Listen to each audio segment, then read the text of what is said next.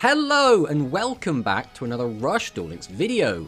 Today is the day that we update the tier list once again. We were planning to do this last week, but last week is when we got the announcement that we were basically getting the skill limited list update as well as skill changes, where we did predict that Gaia Metarion was going to get a significant hit. Now, Gaia Metarion did get a hit, but it wasn't significant, so we predicted that it would still remain the best deck.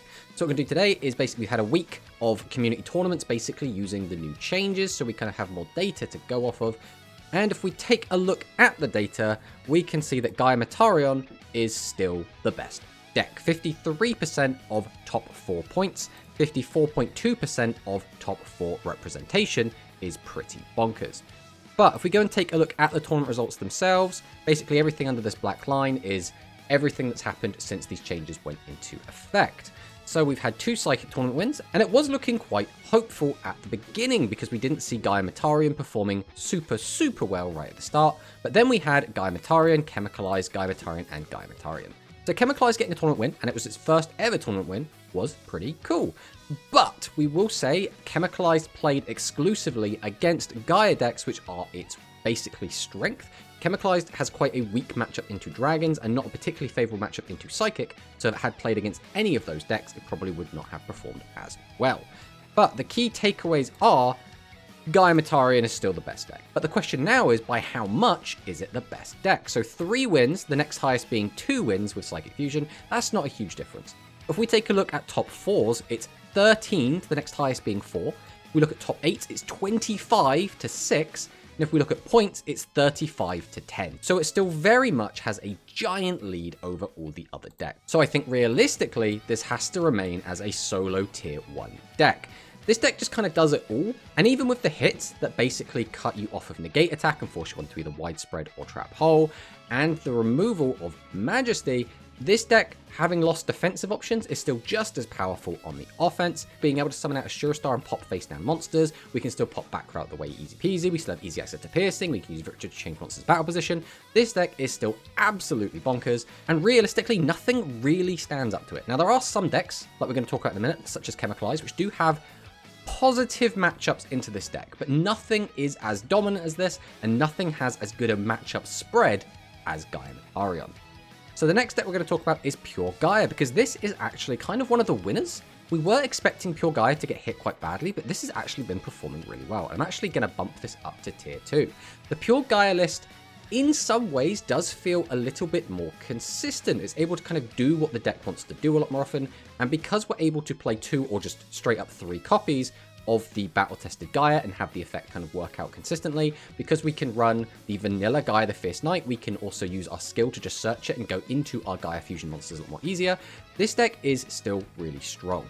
Now, I will say this deck does noticeably feel weaker than the Metarion variant, but that's because the Metarion boss monsters are just that strong. Popping monsters out of the way is really powerful. Being able to change your opponent's monsters to attack position is really powerful. So although it's not quite as strong as the Metarion version, the Gaia deck is actually performing really well. And the next deck up is Psychic, which again does have 2 tournament wins, which is absolutely fantastic. I think this is going to be our next highest deck, and I think this does still deserve to be in tier 2.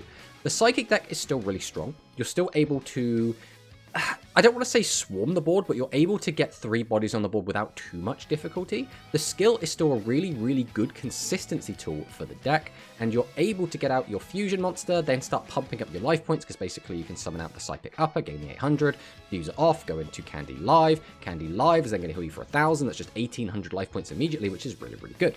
Some decks will really struggle to chip down your life points when you do get that high. As well as the fact that we can use the Candy Lives effect to also get back a 7 from the graveyard, which will almost always be Prima Katana, as players have not been favouring the Can Melody quite as much in this latest meta. This deck also can just kind of kill your opponent out of nowhere. If you do set up the board correctly, you can use the Candy All effect to pay the 2,000, reduce your opponent's board to 0, then you could, for example, have your own Prima already on the board, use its effect, pay 1,000, boost your whole board by up to 900, and then just kill your opponent anyway. So still a very powerful deck, and should not be underestimated. Then we have Dragons, which once again is doing quite well. No tournament wins in this meta just yet, but we have still seen 3 top 4, which is very good. That is a lot better than it was doing. I think this, again, is a good tier 2 deck. This deck has its issues. The dragon deck basically wants to sit and turtle and just sit with a bunch of defense position monsters until their opponent commits. And once their opponent does commit, that's when we'll use our skill. We'll get a +2 or sometimes even a +3. We'll pop off, do our combo, and try and OTK our opponent between Dragiastar having that big double attack piercing, or just giving it that +900 attack and allowing it to attack twice. As well as the fact that we still have the Hazy Strike Dragon Miragiastar F, which is an excellent boss monster that can attack directly for 3000, or get 2 attacks while weakening the opponent's board. And again, if our opponent's playing level 7 monsters, like a lot of the Gaia monsters, well, we can use the Miragias effect as well and reduce them all down to 0, which is pretty crazy. This deck is very frustrating to play against, but is still very, very strong. It still has a lot of really good matchups, and basically this almost feels like the counter to Gaia. So Gaia Metarion gets beaten by a lot of decks that like to play wide and like to play aggressive and like to put big bodies onto the board. Things like the Chemicalized deck. But all of the decks that have this kind of game plan get hard countered by the Dragon deck. So basically, the more people play decks specifically to beat Gaia, the more the Dragon deck gets to shine. So it's kind of this weird rock, paper, scissors, where it's like Gaia, Dragon, everything else. So in that way, Dragon could come back into the meta in a big way, depending on how many people do pivot to playing anti-Gaia decks. Next up, we have Chemicalized, and it's only had the one top 4, but that top 4, it did win. So I think we are going to be bumping up to tier 3, but Chemicalized, again, is a bit of a strange deck, because it's good into some decks, but really bad into others. This deck still can't beat set 3, and what that means is, it will do almost nothing against Dragon, who is just going to keep setting cards until they commit, and then try and OTK them back. And it's going to struggle a little bit into Psychic, which again can just set a bunch of cards until they're ready to do their combo. So this deck has really good grind game, but it doesn't have any way to apply pressure other than just attacking 3 monsters every turn, and then hoping you run out of monsters. So that's the major issue with this deck, which again doesn't matter if your opponent isn't on the defensive. So for example, the Gaia deck goes aggressive basically every single turn. So because of that, they're going to have 3 monsters in attack position almost all the time, so we can just get full value out of our Chemicalized Salamander. We can play quite a impactful grind game, but against these other decks that do play more defensive strategies or can play a defensive strategy, Chemicalized feels a lot weaker, which is a bit of a shame, but again, if it does play against the best deck in the room, it is a little bit favored. I would say that it probably has about a 60-40 going into the Gaia matchup. It is definitely the favored in that matchup, and because of that, because it does beat the best deck in the room, I think it does deserve a spot in the top 3 tiers. Next up, we have Metarion, which again, not particularly impressive, but this deck is okay. I think we are going to bump this up a bit, but not because this deck got any kind of buff. If anything, it's got a nerf, because we did just see Type Change Beam get hit 2-1. But using the Gaia skill, this deck is actually still not bad. It basically gets to do what the Gaia deck wants to do anyway, except we don't actually have the Gaia stuff. So we lose access to that extra pop on the back row, we lose access to that direct attack, we lose access to those piercing attacks, but we do have easy access to the Metarion boss monster still. Now, realistically, this is just a worse version of Gaia Metarion, but a worse version of Gaia Metarion is still pretty good. So I think realistically, this does deserve tier 3. Again, this is technically weaker than it was before, but the Gaia Metarion skill, just with an entire Metarion core, is still really strong. So really, the skill is just kind of busted. Next up, we have Gaia Hero, which once again, not too impressive and didn't even see any top 4 tops. Realistically, we are going to be bumping this down to tier 3. I don't think this deck is suddenly bad or anything. The main issue Gaia Hero has is just that it is almost a card-for-card worse version than the Metarion version. So when we think about the Hero version of this deck, we have Burst Wingman. Okay, Burst Wingman is basically worse than Ashura Star in almost every single way. Ashura Star can pop monsters, whereas Burst Wingman can go up to 3100 attack. That is basically the difference. Now, if we get up 2 Burst Wingman, we could stack those buffs onto one monster, get up to like 4100. Okay, that's interesting. But other than that, Ashura Star is just better in every single way. On top of the fact we have Vritra Star, which is just, again, an extra tool that is really, really strong.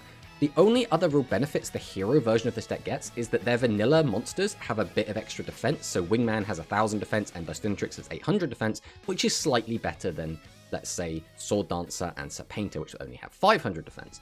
Other than that, you could play Argent in the deck, which is a tool that could get you some extra advantage, but almost none of the Gaia Hero lists are actually playing Argent, so it doesn't really matter.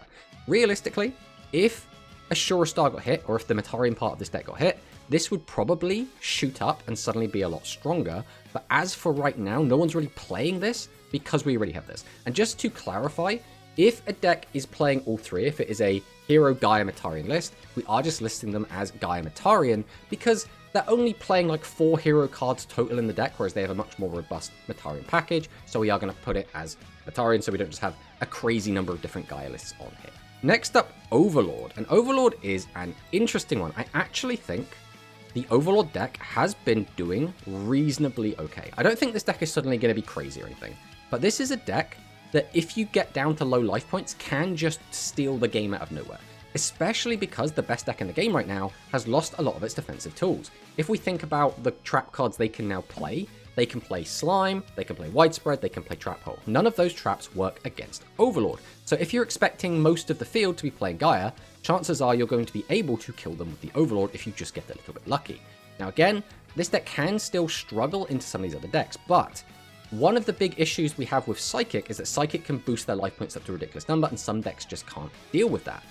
Magnum Overlord can deal with that. So if we're able to get the Magnum Overlord out, we can just boost it by the difference in our life points and then attack in and get our opponent's life points nice and low, or straight up OTK them. So this deck is not actually positioned in a terrible spot. We also did recently get the equipped spell card Jointech Rush Horn, which does work with this card, which is quite nice. And we have seen some experimentation with players including Cyber Dragons in this list because this card hasn't been newly unlimited. So I don't think this is suddenly going to like completely warp the meta. I don't think this is a crazy strong deck, but I'm going to put this in Rogue because I think this is a Rogue deck. You could take this to the tournament and realistically win some good games and take some good games off of the best decks in the room. Next up on the list is Sea Serpent, and Sea Serpent is a deck that I don't even think I would bump it up to Rogue. So Sea Serpent has a couple of tops, but they are always with caveats. So for example, it did just get a top 8 in a tournament that was held yesterday, but it did play against 2 rather weak decks on its way up. It never really got challenged, and when it finally did play against a Gaia deck, it immediately got destroyed. So I don't think the Sea Serpent deck is suddenly going to be a meta deck, but I thought it was worth mentioning because it has technically had 2 top 8s. Then we have Spellcaster, and this is a deck that I think actually might have a bit of potential. This is a weird deck. So Spellcasters has been an okay deck. The major issue this deck has had is that, again, it doesn't beat set 3 pass. The only piercing tool or any way to get your opponent's life points this deck has ever really had is the ability to use the skill on your 7's Road Witch to give it piercing. Now, a 1600 piercer sounds okay, but if your opponent is playing anything with any defense value, that is going to get cut down quite a lot. If we attack into a 1400 defender, we're only piercing him for 200. If we're attacking into a monster with 1000 defense, we're only getting 600 damage in, which does mean it really does struggle there. But in the same way that we've been seeing Chemicalized kind of rise to power because basically the most aggressive deck in the room just leaves all the monsters in attack mode, well, 7's Road can also take advantage of this. We can just get out our Paladin, boost its attack to be ridiculous numbers, and slam over these boss monsters on the opponent's field and get in for a big chunk of damage.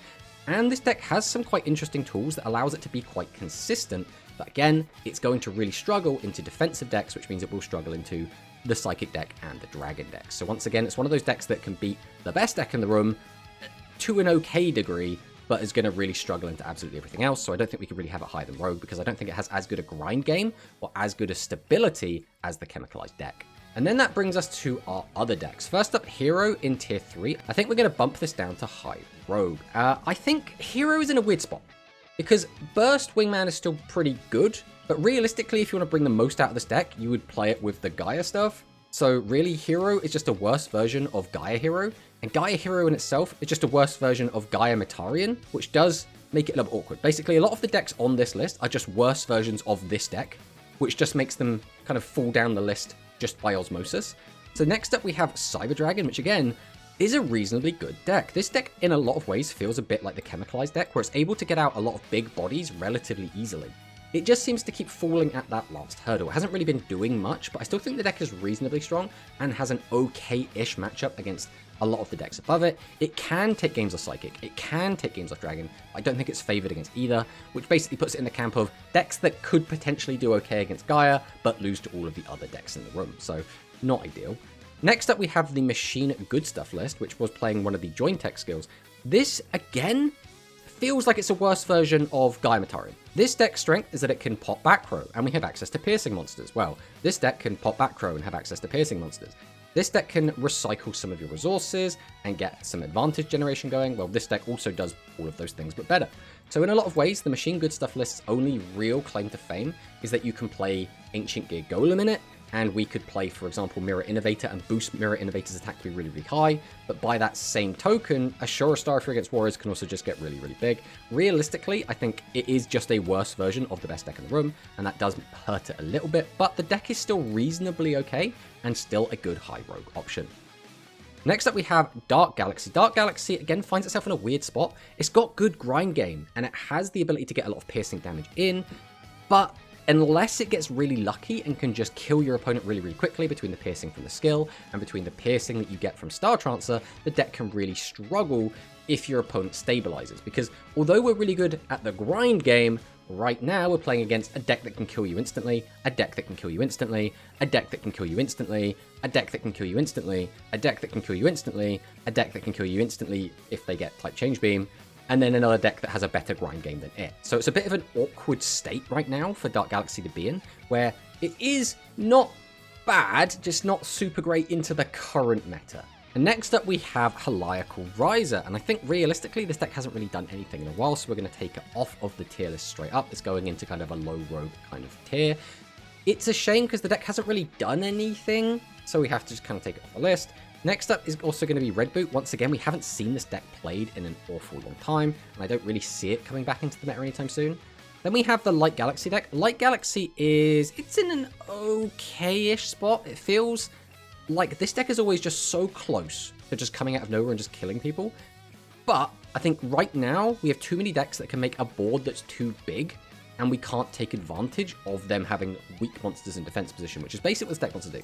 This is arguably the most aggressive deck in the game, and basically you just, in the first 1, 2, or 3 turns, swarm the board, get a load of piercing, change your opponent's monsters to attack, boost your attack up, and slam into them with full force and try and knock them out of the game as soon as possible. This deck doesn't have any grind game, and again, people are just getting too many big bodies out too quickly for this deck to really steal games. Then we have the Worm deck. Worm Fusion is in a weird spot. It's arguably not that bad into Gaia, because again, you can make this big board very, very quickly, and you can make a big fusion monster that's really good at dealing with your opponent's board and allow you to get their life points. But it's always, again, going to struggle into dragons, it's always going to struggle into psychic, which does mean it's in a bit of a weird spot, and it's another one of those decks that maybe is okay into Gaia, not so good into everything else. And then we're also going to take Cyburst and Noodles off, because they have literally not done anything in quite a long time. So I think this is the list. Realistically, this meta doesn't actually feel like we're in that bad of a spot, and the changes, although we did say Gaia Metarion is still going to be the best deck, and Gaia Metarion is still the best deck, if we change the skill to not allow you to play the other extra deck monsters that aren't Gaia, this wouldn't be here anymore. Let's just put this down here for now. And this actually looks kind of healthy. We'd have 3 decks in Tier 1, being Pure Gaia, Psychic Fusion, and Dragon Fusion. We'd have 2 decks in Tier 2, that being just the Metarion Pure, as well as the Chemicalized. Now, to be fair, Chemicalized would lose a lot of power here, because these 2 decks would rise back to full strength. So maybe Chemicalized would have to drop down a bit, but still, having 3 decks in Tier 1 is really what we would like, rather than just having 1 deck in Tier 1. So overall, the changes were somewhat positive, as I think it has narrowed the gap a little bit between Gaia Metarion and the other decks, but fundamentally, the meta is still kind of the same, and we kind of are going to have to wait for more changes or more cards to be released in order to see a significant change to the meta. But thanks for watching the video, and I'll see you next time.